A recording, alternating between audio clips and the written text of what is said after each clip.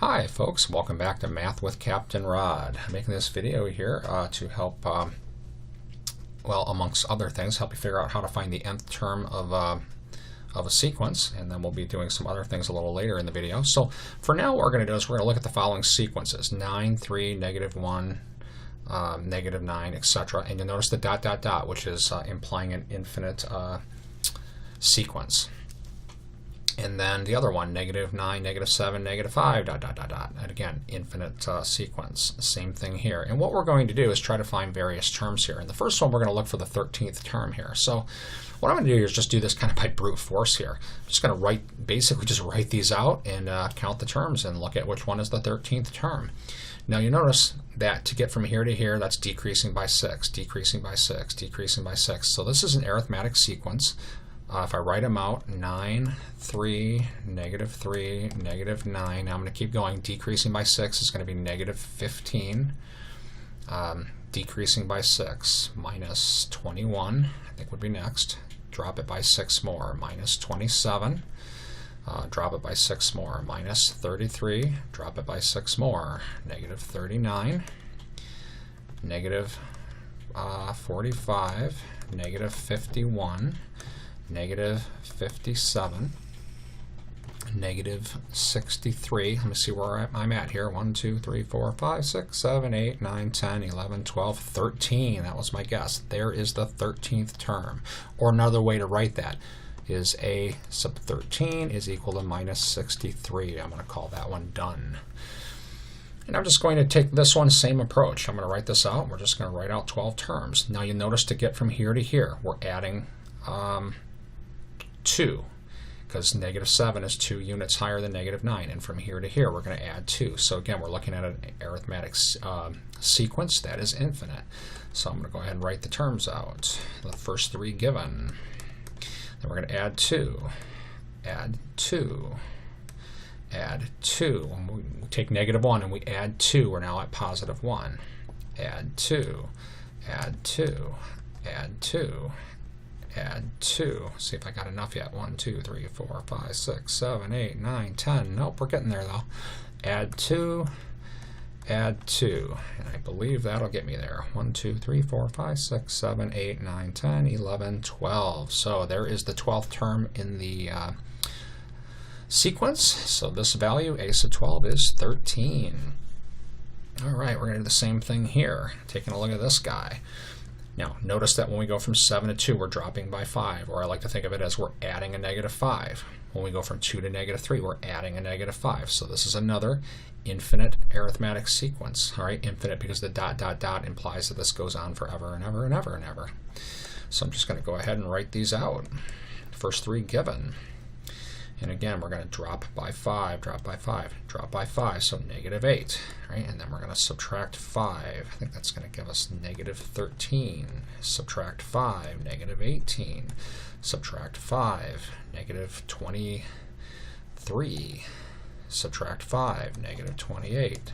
Subtract 5, let's see, -33. Subtract 5, -38. Subtract 5, -43. Subtract 5, -48. Subtract 5, -53. Let's see where I'm at here. 1, 2, 3, 4, 5, 6, 7, 8, 9, 10, 11, 12, 13. We're getting there. We're getting there. I'm going to make myself a little more room here. I want to get this all in one row. Okay, so let's see. -53, subtract 5, -58. Subtract 5, -63. And if I counted right, I think that's the 15th term. 1, 2, 3, 4, 5, 6, 7, 8, 9, 10, 11, 12, 13, 14, 15. We got it. -63 is the a sub 15. All right. So what I'm going to do now here is I'm going to take a moment and I'm going to write up some more examples. I'm going to pause the video, write those examples up, and come back to you. So you can just hang out for a moment. All right, I'm back. So that was probably just a second for you, or just kind of instantaneous, and it was just maybe 30 seconds for me. So what we're going to do is we're going to look at these 3 examples, and what we're going to do is try to find a formula for a sub n. for the following sequences written down. So let's start with that first one here. Now, first thing to realize is that this is an arithmetic looking sequence, 1 to 5, right? We're adding 4. Now, if we go from 5 to 9, we're adding 4 more, and so forth. All right, so arithmetic sequences have forms that look like this. I'm going to start with writing out the way I would typically write this out. The a sub n is equal to a starting value plus the difference times n. Now, this works perfect for starting at n equals 0. Notice that if I look at a sub o and I put a 0 here, I get a 1.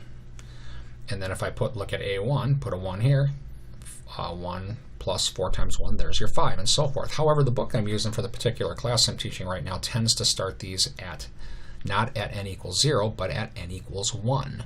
So if we start this at n equals 1, all we have to do is modify this slightly and put a minus 1 here. And again, you'll notice now that if we start this at n equals 1, this would be, instead of calling it a sub o, we'd be calling it a1 is equal to 1 plus 4 times 0. And there's your 1. And then a2 would be this value. And then a sub n would be 1 plus 4 times 1, and so forth. So here's the correct formula starting at n equals 1. And because the book that I use likes to write these starting at n equals 1, I think that's what I'll call done for this example. Let's take a look at the next one here. So again, you'll notice to get from 9 to 7, you have to add a negative 2. From 7 to negative 5, we are adding negative 2, and so forth. So this is another arithmetic sequence. It's infinite because you'll notice the dot dot dots here implies it goes on forever and ever and ever. So the a sub n is going to equal our starting value plus, and I'm just going to follow the same format here, the difference is negative 2. And again, you would put just n here if we were starting at n equals 0, but starting at n equals 1, we would work it like that. So the a sub n is going to be 9 plus negative 2 times n minus 1. Whenever you write out one of these formulas, I strongly recommend that you test it, make sure it's working. So again, starting at n equals 1, we should get a 9 out of that. So when you put a 1 here, 1 minus 1 is 0, times negative 2 is 0, plus 9, there you go. And if you run it and n equals 2 here, you'll end up with a 7. I think it's going to work just fine. All right. Let's talk about this one. So to get from negative 12 to negative 10, that's an addition of 2. And then to get from negative 10 to negative 8, again, we're adding 2. And from negative 8 and so forth, we're going to be adding 2. So this is an arithmetic sequence because it's addition of a constant that gets us from one value to the other. It's infinite because of the dot dot dot. So the a sub n, what it's going to look like, I'm just going to take the starting value, negative 12, and then we're adding differences of 2. And it would be just n here if we started at n equals 0.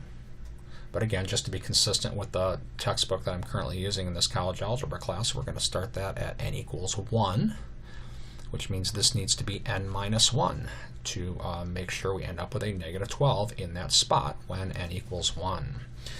So that's, I think, enough for that. I think what I'll do here is I'm going to pause this for just a moment.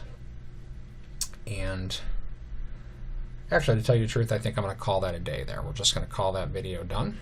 So I hope that this video helps demonstrate, let's see, what did we do before? How to find the nth term of a sequence, and how to find, looking at an arithmetic sequence, how to write formulas that describe the nth term of the sequence. Have a great day.